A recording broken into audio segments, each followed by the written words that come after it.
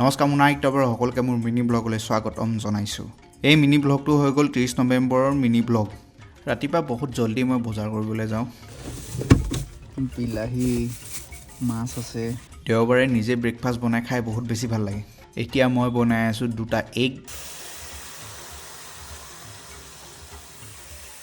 Egg বনাই হৈ গ'ল। এতিয়া বনাই আছোঁ মই মেগীৰ লগত মই মিছা মাছৰ আচাৰ অলপ দি দিছোঁ।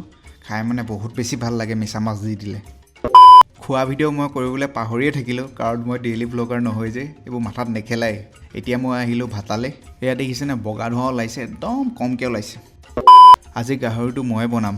গাহৰি মই আমাৰ ওচৰৰ নাহৰণিত দেওবাৰে কাটে, তাৰ পৰা গাহৰি আনিলোঁ আৰু প্ৰথমতে নিমখ দি অকণমান গাহৰিটো বইল কৰি ল'ম। একদম ধুনীয়া বগা গাহৰি। গৰম পানী দি দিছোঁ গাহৰিখিনিত। গৰম পানী দি দিলে মানে বহুত জলদি বইল হয় মাংসটো ড্ৰাই ফ্ৰাই টাইপৰে বনাম। প্ৰথমতে এতিয়া পিঁয়াজ কাটি আছোঁ, লগতে মাছো ফ্ৰাই কৰি আছোঁ মই। মাংসটো বইল কৰি হৈ গ'ল, পানীটো মই এতিয়া পেলাই দিলোঁ।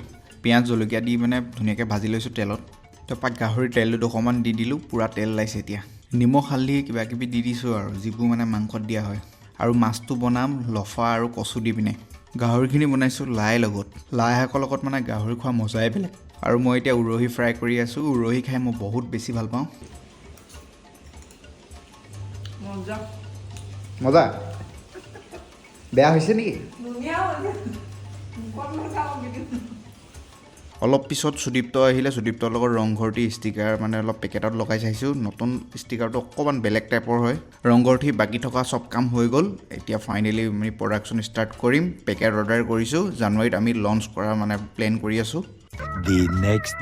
ৰাতিপুৱাই ৰাজাৰ লগত জিম মাৰি আহিলোঁ। এতিয়া গৈ আছোঁ মই ঘৰত আহি দেখিছোঁ আইতা এগৰাকী আহিলে মোক মানে বেক চাইডে অলপ মাছাজ দিবৰ কাৰণে। মানে শিৰখিনি অলপ ব্লক লাগি আছে, তেওঁ মানে অলপ শিৰখিনি মানে বাচে বুলি কয় তেওঁ, তো সেইকাৰণে অলপ মাছাজ দিয়াই লৈছোঁ।